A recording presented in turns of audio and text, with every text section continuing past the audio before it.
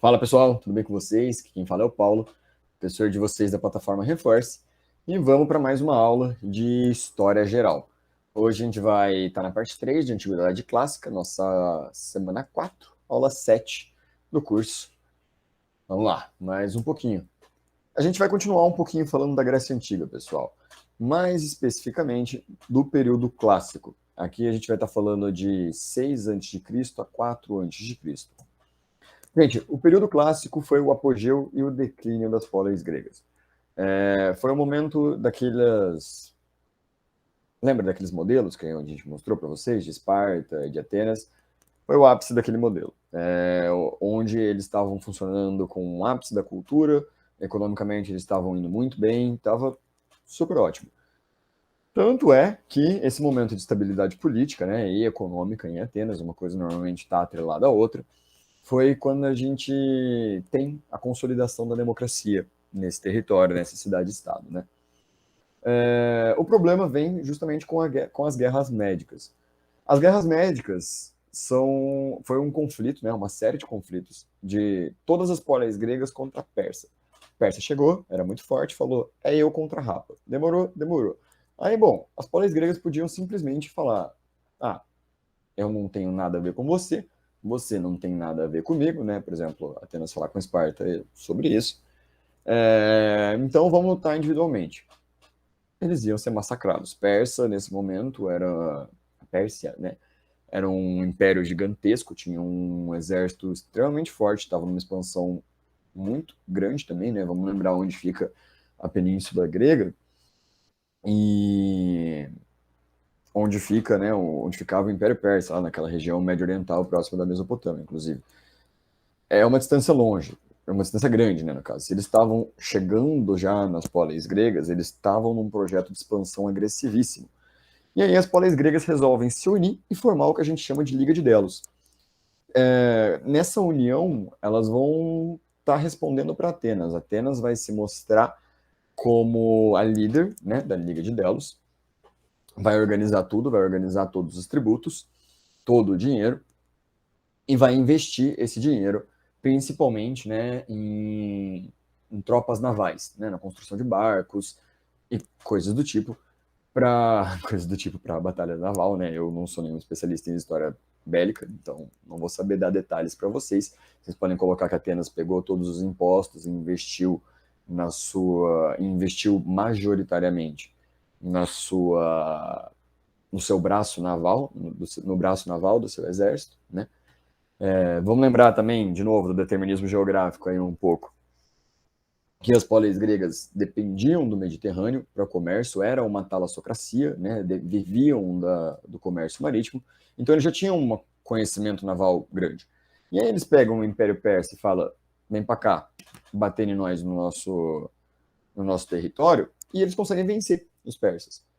Né? Depois de todo esse esforço, de todas as polis gregas se unirem, não se unirem politicamente, mas formarem uma aliança em torno, né, de Atenas para arrecadar impostos e comidas e mantimentos e tudo mais para a guerra, para vencer o inimigo comum da cultura grega, todo esse esforço rendeu.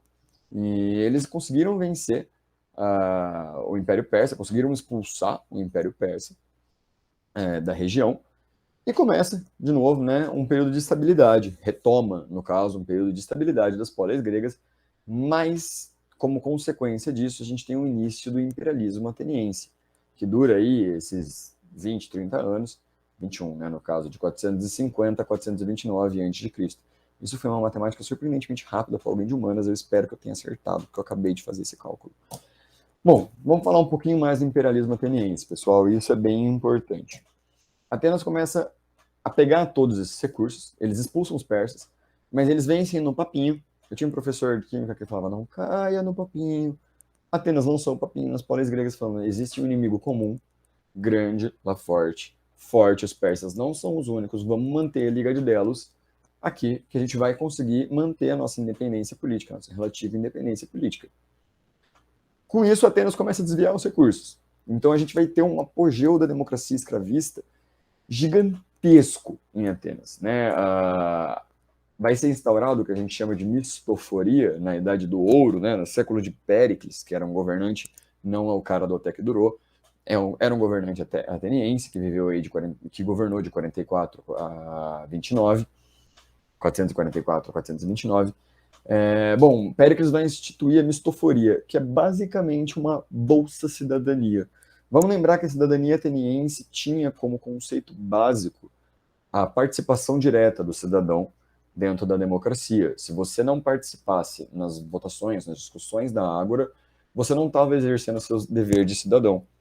Mas como eu vou exercer o meu dever de cidadão se eu preciso produzir ao mesmo tempo, né? Se eu não faço parte da aristocracia? Bom, até os aristocratas dependiam da escravidão.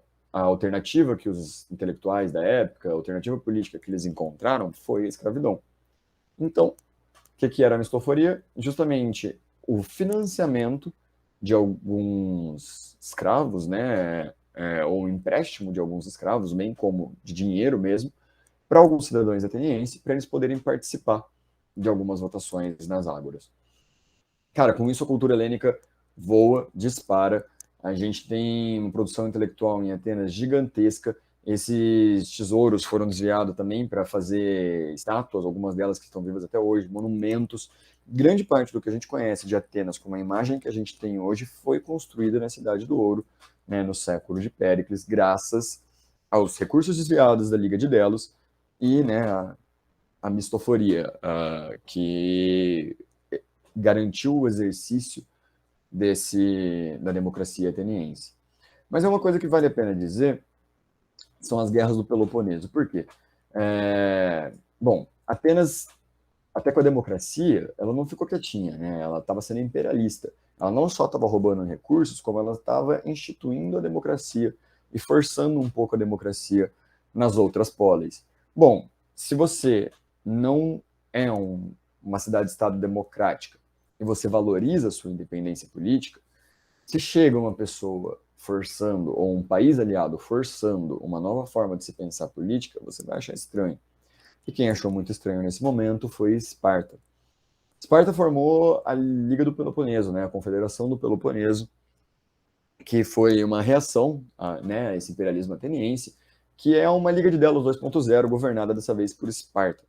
Isso significa que alguns aliados da Liga de Delos caíram fora, algumas outras polis que não estavam antes começaram a entrar um pouco mais na Confederação do Peloponeso, essas que não estavam, inclusive, na Liga de Delos, sofriam um pouco mais com o imperialismo ateniense, e a gente tem a vitória da Confederação do Peloponeso em cima da Liga de Delos. Bom, eu coloquei aqui, né, vocês conseguem ver, o apoio persa. Não preciso nem dizer que um inimigo externo vê a formação de uma outra liga e acha isso incrível. Porque, bom, justamente é a tese do suicídio grego, né? Você fomenta conflitos internos para justamente ficar fraco e é aquela máxima romana, né, do dividir para conquistar.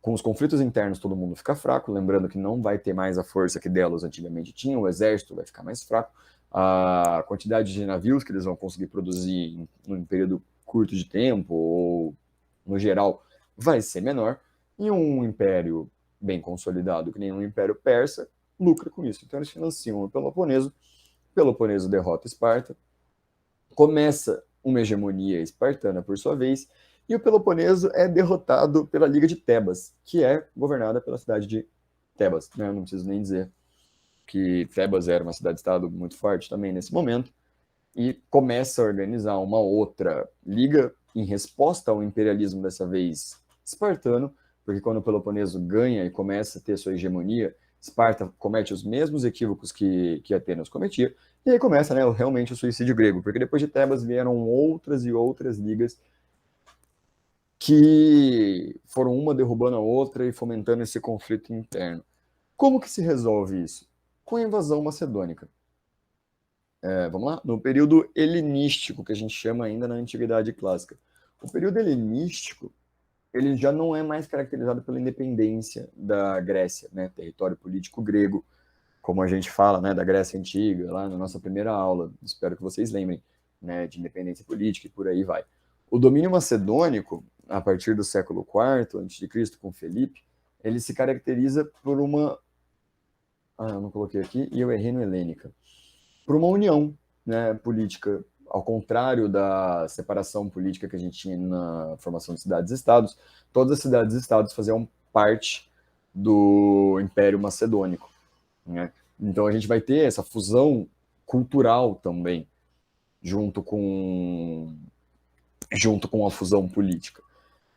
Claro, eles vão ter uma certa independência, né? O Alexandre o Grande, ele tem no processo de fusão cultural um respeito à cultura dos povos que ele conquista. Deixa eu só ver se já foi esse slide inteiro. Foi como vocês perceberam no nosso último slide, eu já ela um pouco mais curta.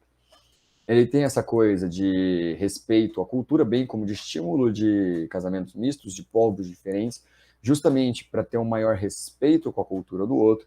Por exemplo, se eu sou grego e estou casado com uma mulher persa, por exemplo, que agora nós somos todos macedônicos, eu vou ter um sentimento um pouco menos revanchista em ir para cima dos persas, certo? Eu não sei se vocês assistem Naruto, eu espero que sim, porque eu vou fazer uma referência de Naruto agora, mas é quando tá tendo aquela cena que o exército da Aliança da Grande Guerra Ninja vai conter spoiler agora, se vocês não viram Naruto até agora, terminou em 2014, acho, 2012. Passou da hora, né? Mas, bom, quando junta toda a aliança da Guerra Ninja, para a Quarta Grande Guerra Ninja, quando junta toda a aliança Shinobi e começa a ter os conflitos, não, você, seu pai da aldeia da areia, matou meu pai, que era da aldeia da pedra, que matou meu avô, que não sei o quê, começa a ter uma guerra generalizada e o cara fala, uou, a gente tá com um inimigo comum aqui, mais forte, demorou? Então não vamos se matar por causa disso, não. Então aqui rola isso, mais ou menos, né? No caso não é um inimigo comum, mas só que eles estão unidos pelo mesmo ideal. No caso, unidos, eles já foram dominados pelo inimigo comum e agora eles fazem parte da farinha no mesmo saco, né? No caso, a analogia não foi muito boa, mas eu acho que vocês conseguiram me entender, né? Por exemplo, vamos pegar Naruto de novo, quando o Shikamaru casa com a Temari, tá aí um outro spoiler, e eles têm um filho, que o tio dele vai ser da aldeia da areia, e o resto da aldeia da folha. Eu vou parar de falar de nerd, já perdi muito tempo falando nisso, para analogias que não estão cabendo muito bem. Na minha cabeça funcionava melhor.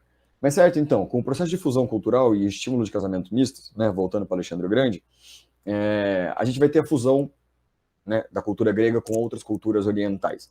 E a gente vai ter o que chama de cultura helênica. Certo? A cultura helenística, no caso. A cultura helenística é justamente essa fusão. A cultura helênica, por sua vez, é a cultura grega. Mas por que a gente chama de período helenístico, esse período de domínio macedônico? Porque a cultura grega ela vai ser muito valorizada por Filipe. Filipe ele foi educado por Aristóteles. Ele foi um grande conquistador. Foi educado por Aristóteles. Aristóteles, esse aqui, no caso, era um escravo, era um escravizado, né, que foi levado para a Macedônica, mas a noção de escravidão antiga era um pouco diferente, e Aristóteles era professor de Filipe. O trabalho de Aristóteles era um trabalho intelectual, e ele foi educado, ele foi incumbido, né, do papel de educar o príncipe macedônico, né, o Filipe. E o Filipe respeitou desde sempre a cultura grega. Então, quando ele conquista os povos gregos e estimula essa fusão cultural e tudo mais, ele tem toda essa valorização e difusão da cultura grega por todo o período médio oriental, por todo o território médio oriental, assim como todo o território macedônico, que era gigantesco. Eu falhei em colocar um mapa aqui, peço perdão, mas eu recomendo muito que vocês estão vendo essa aulinha agora, larga o celular de ver o Twitter, ou de procurar Narutinho, que é muito interessante, e vão procurar o mapa do território macedônico. Certo, galera? Bom, como que termina toda essa odisseia, né? Que no caso já não é mais a Odisseia era um pouco mais antiga. A Macedônia é conquistada, por sua vez, pelos romanos. Mas a cultura helenística, ela prevalece também em Roma. Roma tem uma valorização muito grande da cultura grega. Então, o período helenístico, de certa forma, se mantém com a antiguidade clássica, também com o período romano. Bom, pessoal, peço perdão aí pelas digressões, agradeço pela paciência de vocês. Hoje a aula é um pouquinho mais curtinha, 15 minutinhos só, mas é uma aula importante, de novo, um textinho pequenininho, pedindo para vocês explicarem o período clássico, tese do suicídio grego, né, a cultura helenística, diferença entre helenístico e helênico. Bom, 10 linhazinhas, um pouquinho mais curto hoje, explicando tudo isso. Volta, confere o texto, vê se vocês não esqueceram de nenhum ponto. Façam os exercícios. A lista tá boa, tá focando um pouco mais naqueles vestibulares que eu te falei, que eu falo sempre para vocês, os Unicamp e Unesp. É muito importante que vocês façam a lista e se atentem também aos textos básicos, certo? Não só por estratégia de prova, que algum dia eu vou comentar com vocês também, de ler primeiro o autor sempre, e depois ler a questão para saber do que se fala, o que ele está pedindo, já faz uma pequena filtragem, depois lê o texto e aí dá uma esquimada de novo nas questões depois de já ter lido, para você saber, né, qual que é a alternativa certa. Algum dia a gente vai fazer uma questão. Mas bom, texto, lista, corrigir a lista. Se tiver alguma dúvida, estou aqui para vocês. Beleza, pessoal? Abração, beijo forte. Até a próxima aula. Até mais.